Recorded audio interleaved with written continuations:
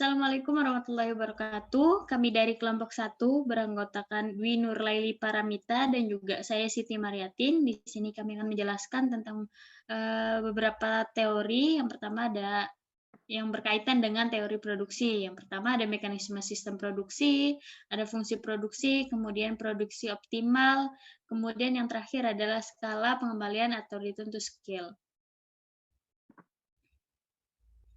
Sebelumnya, teori produksi menurut ahli adalah yang pertama menurut Rekso Hadi Projo dan juga Gitu Sudarmo pada 1993, produksi adalah penciptaan atau penambahan faedah bentuk, waktu, dan tempat atas faktor-faktor produksi. Sedangkan menurut Dr. Andes Muhammad Hatta pada tahun 1994, produksi adalah segala pekerjaan yang menimbulkan guna, memperbesar guna yang ada, dan membagi guna itu di antara orang banyak.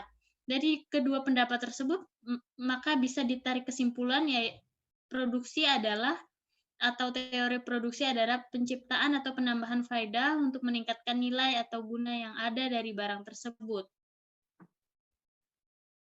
Poin yang pertama adalah mekanisme produksi. Sistem produksi adalah gabungan dari beberapa unit atau elemen-elemen yang saling berhubungan dan saling menunjang untuk melaksanakan proses produksi dalam suatu perusahaan tertentu. Di dalam sistem produksi modern terjadi suatu proses transformasi tambah yang berupa input yang menjadi output yang dapat dijual dengan harga yang kompetitif di pasar. Proses transformasi nilai tambah dari input menjadi output dalam sistem produksi modern selalu melibatkan komponen struktural dan juga fungsional. Adapun karakteristik dari sistem produksi yang pertama mempunyai komponen atau elemen-elemen yang saling berkaitan satu sama lain. Kemudian yang kedua mempunyai tujuan yang mendasari keberadaannya berupa menghasilkan produk, baik itu barang ataupun jasa, berkualitas yang dapat dijual dengan harga yang kompetitif di pasar. Ketiga, mempunyai aktivitas berupa proses transformasi, nilai tambah untuk menjadikan output secara efektif dan juga efisien. Keempat, mempunyai mekanisme yang mengendalikan pengoperasiannya berupa optimasi pengalokasian sumber daya. Di sini bisa kita lihat tentang skematis sederhana sistem produksi. Yang pertama, di dalam suatu lingkungan perusahaan itu harus ada input, kemudian proses yang akhirnya menjadikan output. Yang masuk ke dalam input itu seperti tenaga kerja, modal, material, energi, tanah, informasi, manajerial. Dan prosesnya itu adalah proses transformasi nilai tambah. Kemudian yang dihasilkan atau output dari perusahaan tersebut adalah produk atau jasa, atau barang atau jasa.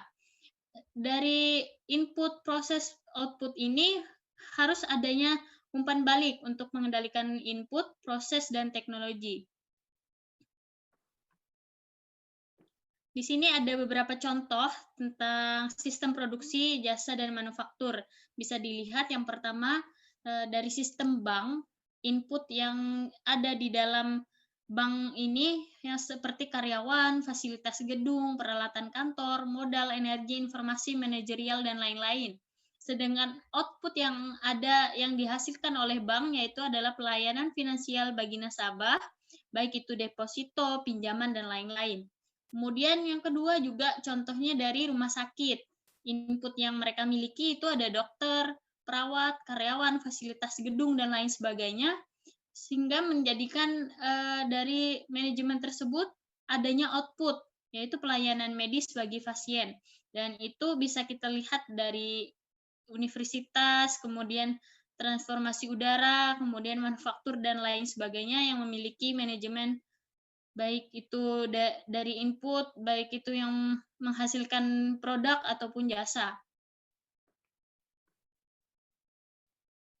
Yang kedua ada fungsi produksi. Fungsi produksi adalah fungsi matematika yang menghubungkan kuantitas output dengan input yang digunakan dalam proses produksi. Biasanya para ekonom menganggap modal dan tenaga kerja adalah suatu satuan input produksi. Fungsi ini biasanya digunakan untuk menetapkan berapa banyak output yang harus mereka hasilkan, mengingat harga suatu produk Dan untuk mencapai output itu, kombinasi input apa yang harus mereka gunakan.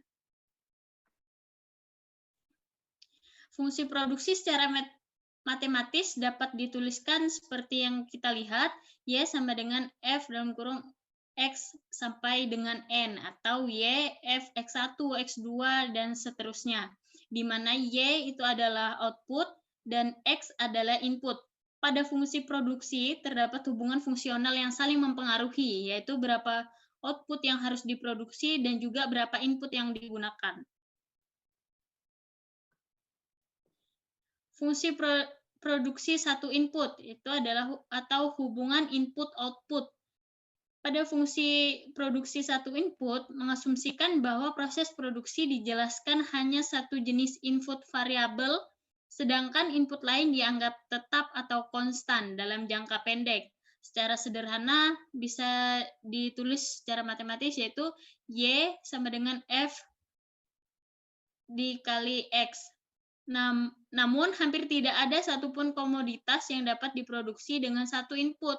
Maka, alternatif fungsi produksi dapat diformulasikan sebagai berikut. Y sama dengan F dalam kurung X1, X2, X3, X4, dan seterusnya. Di mana X2 dikurang Xn diasumsikan tidak berubah selama periode analisis. Kemudian selanjutnya akan dijelaskan oleh Dwi Nurlaili Paramita. Baik, selanjutnya yaitu fungsi produksi dua input atau hubungan input atau hubungan input-input. Fungsi produksi dua input apabila terdapat dua input yang berpengaruh terhadap produksi. Hubungan input-input merupakan variasi penggunaan kombinasi dua input untuk menghasilkan output tertentu. Dalam melihat fungsi produksi dua input dapat dilakukan dengan dua pendekatan, yaitu pendekatan isokon dan juga pendekatan isokos.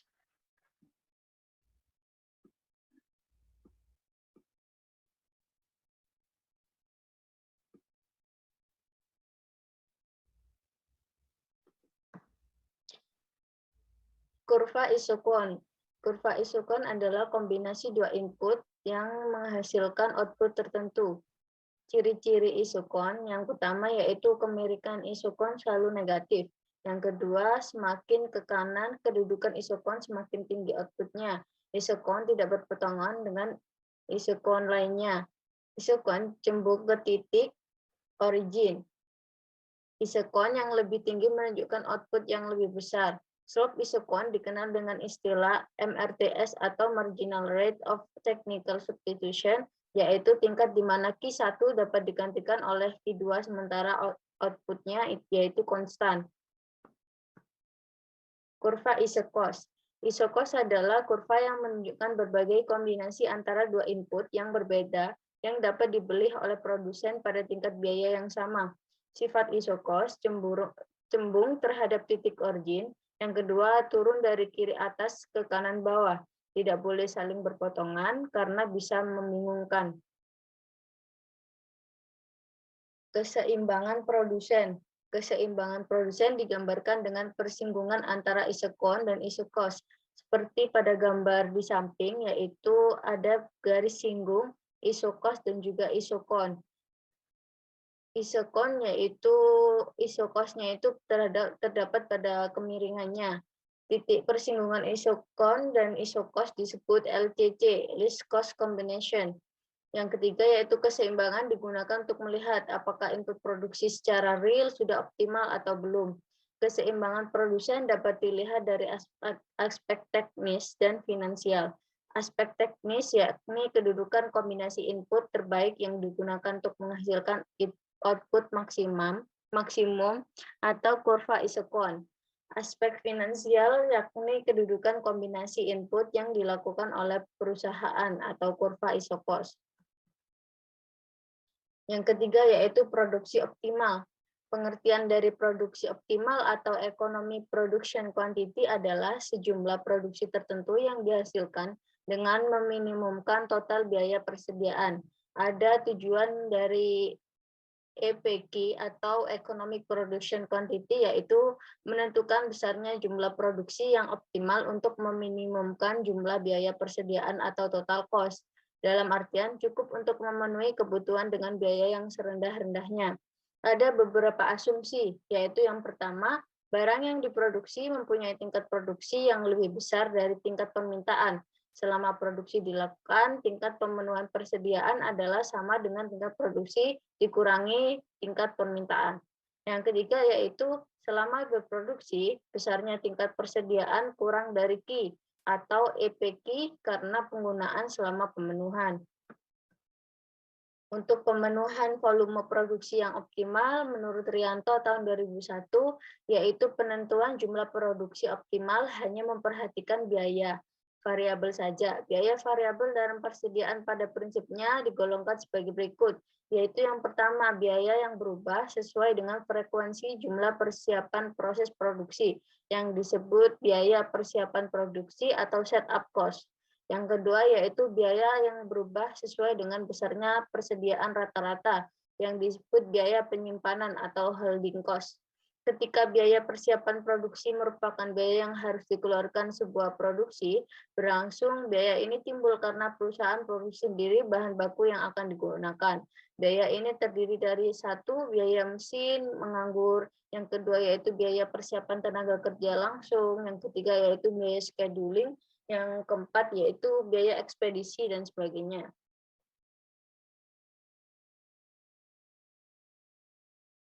Macam-macam biaya penyimpanan. Biaya fasilitas penyimpanan termasuk penerangan, pemanas, atau pendingin. Yang kedua yaitu biaya modal atau opportunity cost of capital. Yang ketiga yaitu biaya keusangan. Yang keempat biaya perhitungan fisik dan konsilasi laporan. Yang ketiga yaitu biaya asuransi persediaan. Yang keenam yaitu biaya pajak persediaan. Yang ketujuh biaya pencurian, pengerusakan atau perampokan. Yang kedelapan yaitu biaya penanganan persediaan dan sebagainya. Yang keempat yaitu skala pengembalian atau return to scale. Skala pengembalian atau return to scale merupakan konsep dari persentase perubahan output yang meningkat di mana diikuti oleh kenaikan dari input tersebut. Skala pengembalian tetap yaitu output yang jumlahnya berlipat ganda dan semua input digandakan. Contoh gambar di samping yaitu masing-masing akan berjarak sama apabila output bertambah secara sebanding. Gambar di samping adalah pergerakan di sepanjang titik A. Garis antara garis kemiringan dengan isokon yaitu ada jarak yang tetap. Yang skala pengembalian meningkat, output yang jumlahnya lebih 2 kali lipat apabila input digandakan. Bila terdapat skala pengembalian meningkat seperti yang terdapat pada gambar di samping, isokon akan bergerak mendekat karena input meningkat sepanjang garis tersebut. Baik, terima kasih atas perhatiannya. Kurang lebihnya mohon maaf, kami dari kelompok 1 mengucapkan terima kasih. Wassalamualaikum warahmatullahi wabarakatuh.